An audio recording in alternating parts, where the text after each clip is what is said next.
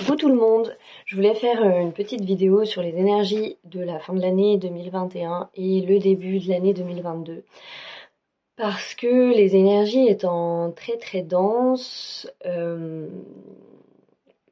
à la fois dans le collectif mais aussi dans l'individuel, au niveau individuel, je trouvais ça intéressant de faire à la fois un petit bilan de 2021 qui a été quand même beaucoup guidé par la notion de choix. Encore une fois, que ce soit au niveau collectif ou individuel, puisque beaucoup de gens dans mon entourage, et moi y compris, ont dû faire des choix de maison, de travail, des choix dans leurs relations. Il y a eu des séparations, il y a eu des rencontres, des remises en couple, des déménagements, des démissions, des départs. Et cette notion de choix a été très présente dans cette année. Et c'est aussi pour ça qu'on a beaucoup nettoyé, parce que il était important que ces choix soient profondément guidés par nos désirs d'âme et par nos désirs profonds. Et du coup, je me suis demandé, qu'est-ce qui motive un choix ? Qu'est-ce qui va faire qu'on va choisir ? Et c'est très à l'ordre du jour, puisque même collectivement, le contexte se durcit, l'étau se resserre, pour qu'on fasse des choix, pour qu'on se positionne dans nos vies comme dans le collectif.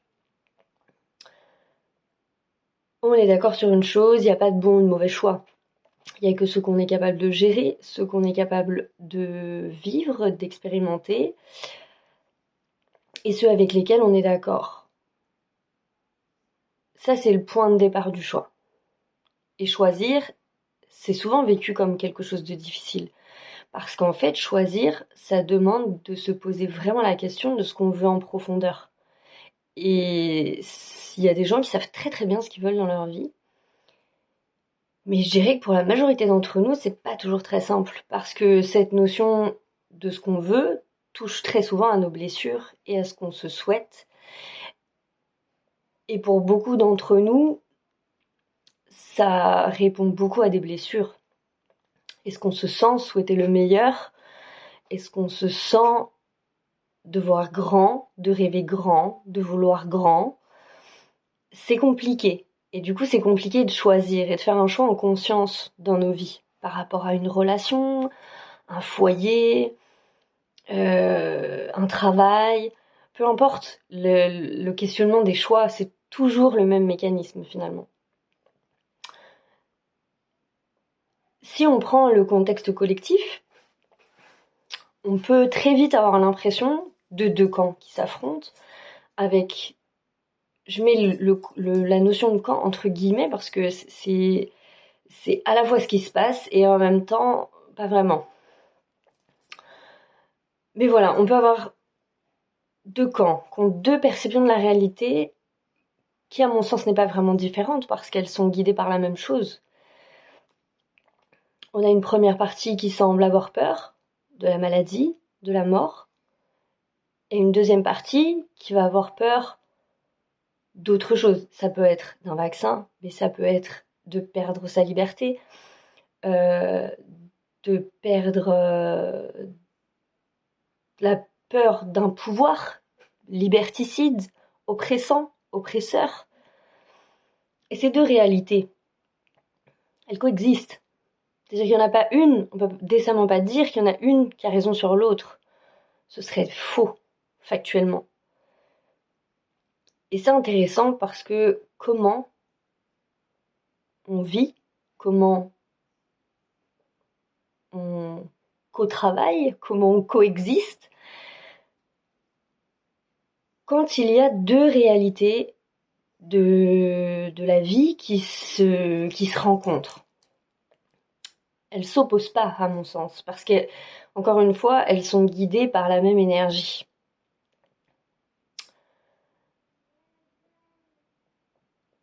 Alors, j'aurais tendance à me demander où est-ce qu'elle est la vérité dans tout ça, finalement. Et je crois que la vérité, en fait, elle s'éprouve avec le temps. Quand on fait des choix dans notre vie, si c'est le choix d'une relation, d'un déménagement dans une ville, on va pas forcément s'apercevoir tout de suite du pourquoi on a fait ce choix et est-ce qu'on est dans la vérité quand on a fait ce choix. Parce que sur le moment, on fait un choix parce qu'on le ressent profondément, soit parce qu'on souhaite quitter une situation, une relation qui ne va plus, une maison qui ne nous convient pas. On ressent qu'il faut partir, mais on ne sait pas toujours pourquoi. Et on ne sait pas toujours où ça va nous mener. Donc, la vérité, elle s'éprouve dans le temps. C'est en laissant passer du temps qu'on finit par comprendre pourquoi on a pris cette décision, qu'on a fait ce choix. Il y a des choix très mesurés et très calculés, on est d'accord. Mais moi, de ce que j'ai pu constater dans ma vie et dans la vie des gens autour de moi, comme les choix ont dû se faire relativement rapidement, finalement, on a dû les faire à l'instinct, sans trop réfléchir, sans trop savoir pourquoi on allait là où on allait. Et là encore, j'insiste parce que je trouve ça important, puisque ce qui est important dans un choix, c'est d'en assumer les conséquences. C'est d'être aligné avec ses choix pour bien les vivre. J'entends beaucoup en ce moment des gens me dire « j'ai pas le choix ». Dans plein de domaines différents, encore une fois. Hein.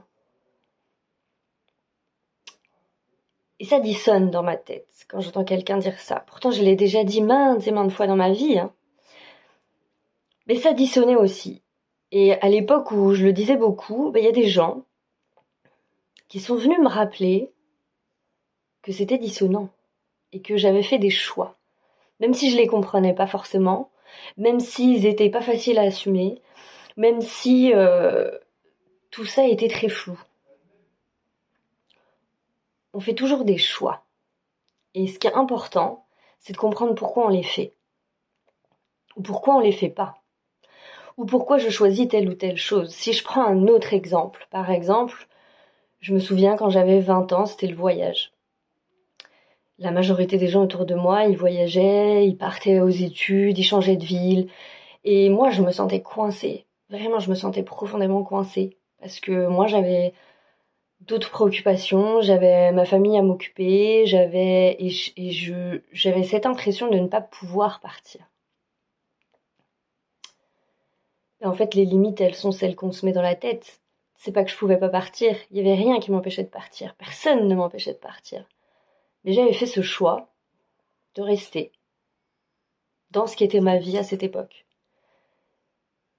Et ça, il m'a fallu beaucoup de temps pour comprendre que on fait des choix, même quand on n'a pas l'impression d'en faire, et que c'est hyper important de le comprendre parce que ça permet de ne pas subir sa vie, de ne pas avoir l'impression de la subir en permanence.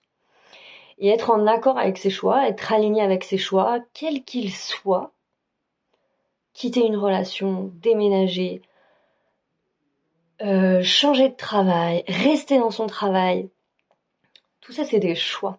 Et c'est une balance qu'on pèse tous à l'intérieur de nous. Et le résultat de cette balance, ça doit être un équilibre parfait dans ce qu'on est capable de vivre, d'accepter. Et comment dire ? Oui, d'accepter et de vivre. Et de vivre vraiment en conscience. Sans jamais reprocher son choix à l'autre. Parce que très souvent, c'est ce qui se passe. On se dit qu'on n'a pas choisi. En l'occurrence, moi je me disais que j'avais pas choisi et que c'était de la faute de mes parents. Or, à un moment donné, ils y étaient pour rien, parce qu'ils me demandaient rien. Mais rien du tout. C'est moi qui m'imposais ce choix. Et bien là, c'est exactement la même énergie. Et cette énergie, je la ressens beaucoup au niveau du collectif, parce que beaucoup de gens se sentent pris en étau. Et moi, je ne sais pas quel est le bon choix pour ces personnes-là, parce que je ne vis pas leur vie et que je ne peux choisir que pour moi. Mais le seul conseil que j'aurais à donner à ces gens-là, c'est de s'écouter vraiment en profondeur et de choisir ce qui est juste pour eux. Pas pour leur famille, pas pour la société. Ce qui est juste pour eux. Et de s'aligner profondément avec ce choix. Et d'y aller.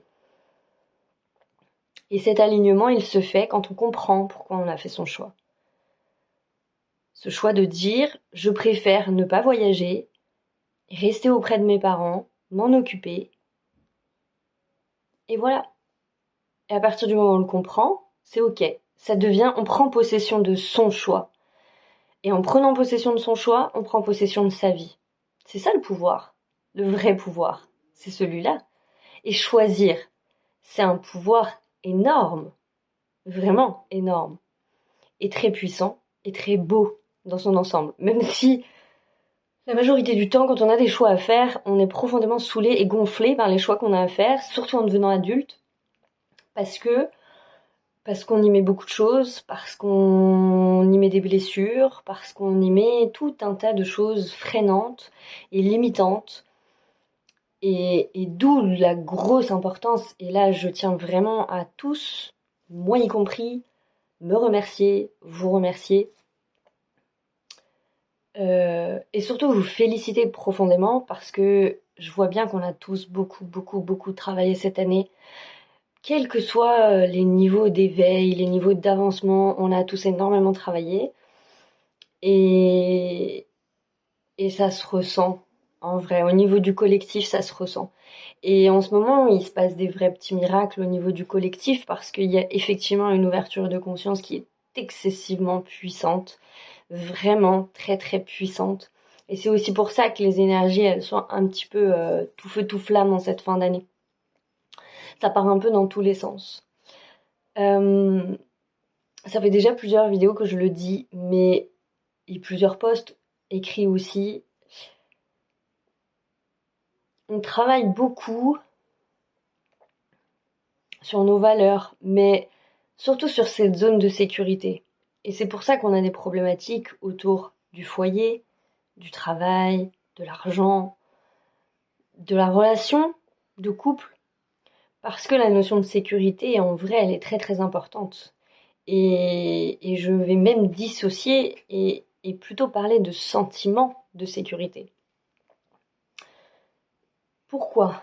Pour la bonne et simple raison que le sentiment de sécurité est profondément subjectif.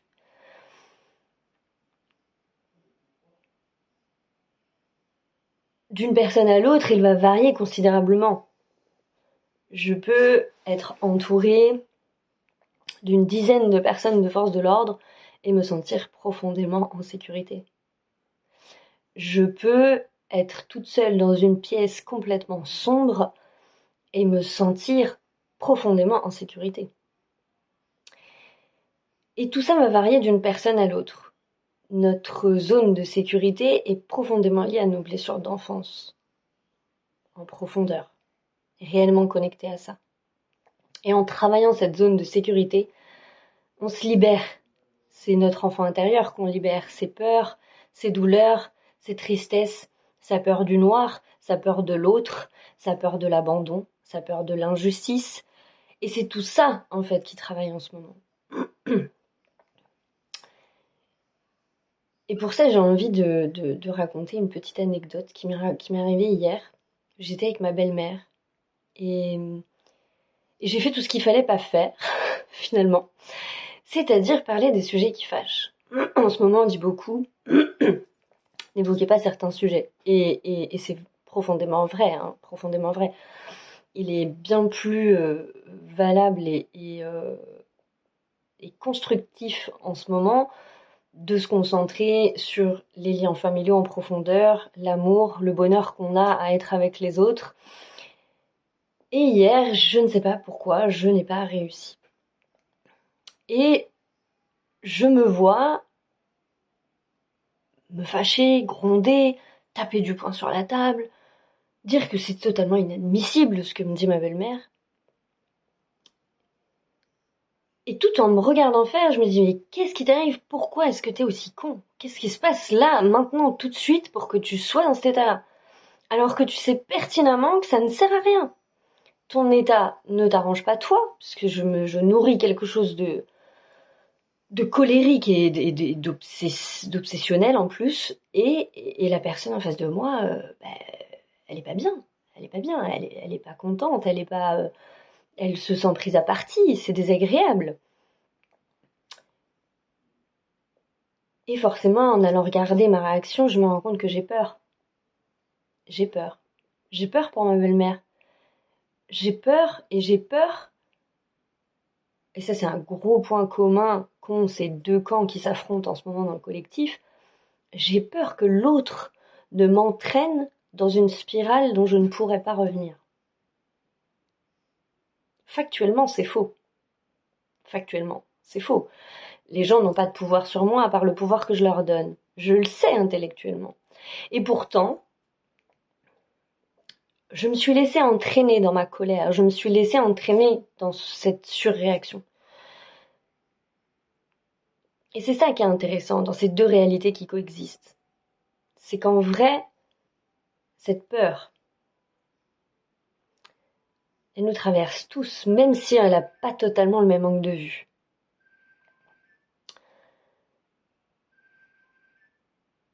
Et c'est ça que je trouve intéressant parce que c'est finalement la thématique de la fin d'année, puisqu'on nous demande profondément de s'affirmer. Il y a un masculin excessivement fort, là, il y a un yang très très fort, une énergie de puissance qui émane de tout ça, qui pour moi est à l'origine du dernier portail qu'on a traversé, qui clôturait quelque chose et qui ouvrait une porte immense vers la suite, et notamment vers 2022. Si on se remet un petit peu dans les thématiques de 2022, on est vraiment profondément dans une poussée. J'ai pas d'autres mots parce que c'est ce que je ressens une force qui me pousse comme ça, comme un avion qui décolle. Voilà, c'est vraiment la sensation que j'ai, physique. Et ça, c'est ce que beaucoup de personnes traverseront en 2022, des poussées professionnelles, des poussées dans leur vie, il y a des pans de leur vie qui vont s'ouvrir et qui vont ce sera pleinement la récompense pour le travail effectué en 2021 en fonction des problématiques qu'on a traversées. Donc des personnes qui vont traverser des problématiques amoureuses, il va y avoir une poussée de ce côté-là. Des personnes qui auront eu des problématiques professionnelles, ça sera une poussée professionnelle. Il y a vraiment quelque chose qui se libère et quelque chose qui peut enfin décoller. Et ça, c'est très beau. Franchement, on va pas se mentir, je me réjouis et je me suis réjouie tout 2021 de ces énergies-là parce que c'est l'aboutissement de parcours de certaines personnes, c'est l'aboutissement de vie entière parfois. Et c'est vraiment, vraiment beau. Collectivement, il y a cette poussée aussi, cette poussée qui nous pousse à défendre nos valeurs, à défendre nos familles, nos foyers. La difficulté va être de réconcilier ces deux camps. De réconcilier ces deux camps en travaillant profondément l'acceptation, mais en travaillant aussi profondément notre rapport à l'altérité, notre rapport à l'autre, au fait que l'autre puisse avoir une vision différente de la nôtre. Et ça, c'est ce qui va beaucoup traverser le collectif en 2022. Donc aussi une gestion importante du masculin et de cette énergie masculine qui va être vraiment dans une notion de puissance et de protection qui est profondément positive, mais qui a un pendant dominateur. Et ça, c'est à la fois quelque chose qui va travailler au niveau collectif, mais qui travaillera aussi dans nos vies individuelles. Les relations en 2022 sont vraiment au cœur de tout. On va expérimenter le questionnement du vivre ensemble en profondeur, vraiment pour une fois. Et forcément, qui dit le rapport à l'altérité dit que ça sera encore une année où on travaillera beaucoup cette notion d'insécurité parce que le rapport à l'autre, très souvent, peut nous mettre en insécurité. Parce que c'est compliqué d'être... Il n'y a qu'à voir une relation de couple, comment elle fonctionne. Et c'est compliqué de concilier avec son autre en étant libre d'être qui on est, tout en acceptant que l'autre ne puisse pas forcément fonctionner comme nous on fonctionne. Sociologiquement, j'ai envie de dire, c'est passionnant. À vivre, je pense que ça peut être un petit peu intense. Mais réellement, je le vois pas négativement parce que je le vois vraiment comme un apprentissage, comme quelque chose qu'on va apprendre petit à petit. Et je dis bien apprendre parce que je crois qu'en 2021, on a beaucoup désappris déjà. Et, et je crois que on ne sait pas vraiment ce que c'est que d'être dans l'altérité, vraiment en harmonie avec l'autre, dans sa différence, dans et dans sa pleine puissance aussi, c'est-à-dire sans rapport de domination et de vérité sur l'autre, de pouvoir de vérité sur l'autre. Je vous parle vraiment que du début de 2022 parce que c'est souvent comme ça. Je vois les choses au niveau du collectif par tranche de 3 à 6 mois, très souvent. Donc là, je vois à peu près ce qui va se passer jusqu'au mois de mars. Et après, c'est un petit peu plus flou, tout simplement parce que les lignes de temps ne sont pas encore pleinement décidées.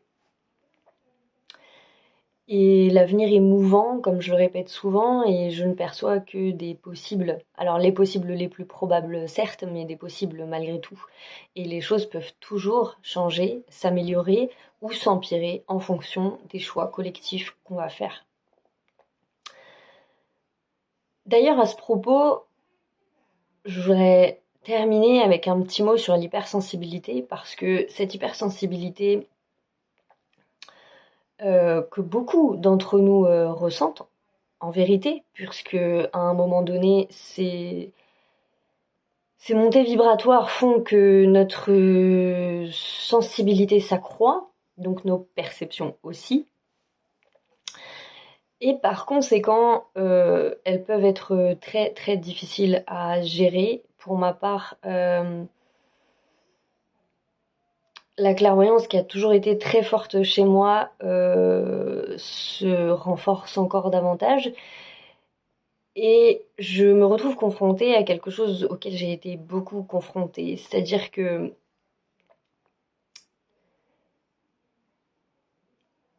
quand on a la chance de voir que c'est possible,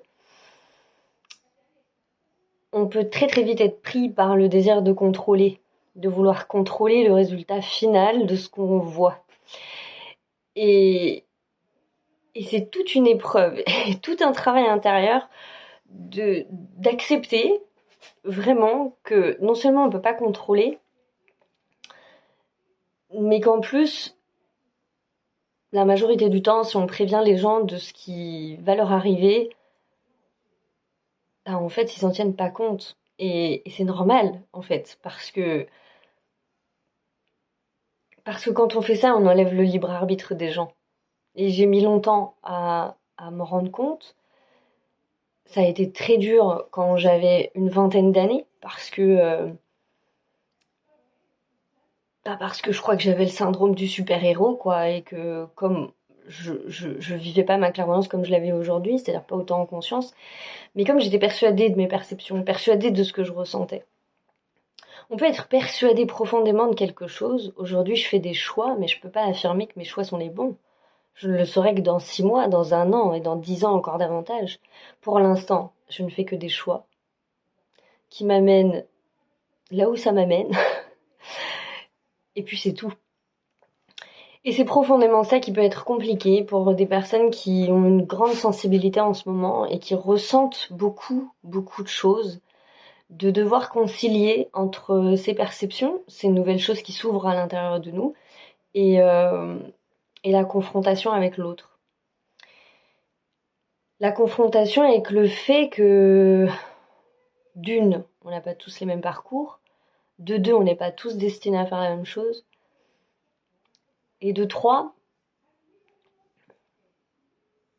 ce libre arbitre, il est précieux. Il est vraiment précieux.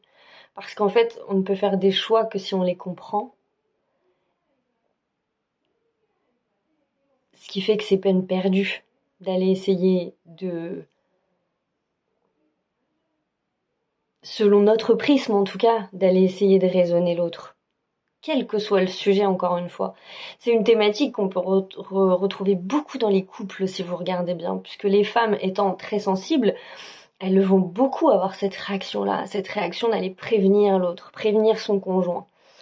Mais je t'ai dit que... Oui, mais je t'ai dit que... Est-ce que l'homme y réagit mieux? Non, clairement pas. Pourquoi? Parce que on est tous pareils. On a besoin de se confronter aux choses pour pouvoir comprendre l'expérience et pour pouvoir la vivre. Voilà. Et c'est une leçon pourtant que j'estimais avoir apprise et qui se répète là au niveau du collectif. Et en même temps, je me dis que on apprend tous les jours. Et c'est ça aussi qui est beau. Ça permet de remettre l'ego à sa juste place. Et ça aussi, c'est important. Et voilà, je voulais faire cette petite parenthèse parce qu'elle me semble importante et que beaucoup de gens ont des montées vibratoires très très fortes en ce moment, avec des perceptions qui s'ouvrent. Et c'est pas forcément facile de les gérer quand elles commencent. Donc voilà, pour les énergies de fin d'année 2021 et de ce début d'année 2022. Donc, continuez de nettoyer ce que vous avez à nettoyer, faites-vous un maximum de bien. Vraiment, à travers des petites choses, à travers des relations. Ne faites pas les choses à contre-cœur, quelles qu'elles soient. Ne les faites pas, vraiment. C'est une très mauvaise idée parce que vous répondez pas à l'alignement et par voie de conséquence, ça ne peut que vous desservir. Donc pensez à vous, préservez-vous, affirmez-vous en bienveillance avec l'altérité de l'autre. Au plus que vous pouvez. Il y a des jours vous y arriverez, il y a des jours vous y arriverez peut-être pas. Et c'est pas grave. C'est pas grave parce que je reste persuadée malgré tout que quand on fait les choses, on est des êtres humains, on peut pas se contrôler H24. Et je crois que même si les choses sont mal dites, c'est une expérience qui devait être vécue. Il n'y a rien à regretter en fait. Maintenant, l'important c'est de ne pas récidiver parce que là c'est à vous que vous faites du mal et plus à l'autre en fait. Donc voilà, je vous souhaite une merveilleuse fin d'année. J'espère vraiment que vous saurez, qu'on saura prendre la hauteur nécessaire pour pas se laisser aller au désespoir. Si vous avez encore des choix à faire, faites-les en votre âme et conscience, avec le cœur et rien d'autre. Et puis cette année 2022 vous apporter vraiment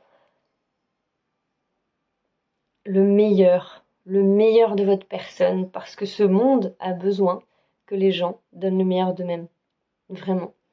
Donc je vous souhaite une merveilleuse fin d'année, j'espère que vous allez bien, faites attention à vous, prenez soin de votre santé, et essayons de nous aimer les uns les autres. Voilà, belle fin d'année.